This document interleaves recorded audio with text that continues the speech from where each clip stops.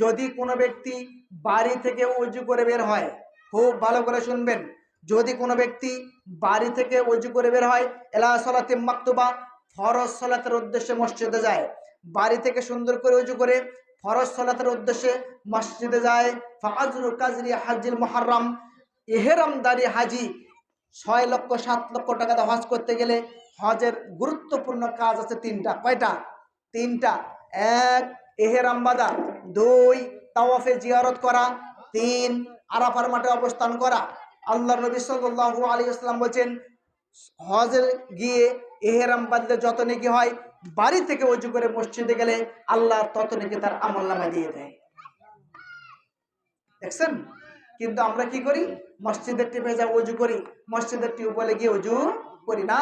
এই অভ্যাস আপনাকে পরিত্যাগ করতে হবে। বাড়ি থেকে ওযু করে বের হবেন, আল্লাহ সুবহানাহু ওয়া তাআলা আপনাকে জামাতের নেকি দেবে, সালাতের নেকি দেবে, ওযুর নেকি দেবে। এছাড়াও হজ করলে, ইহরাম বাঁধলে যত নেকি হবে, তত নেকি তার আমলনামায় দেওয়া হবে।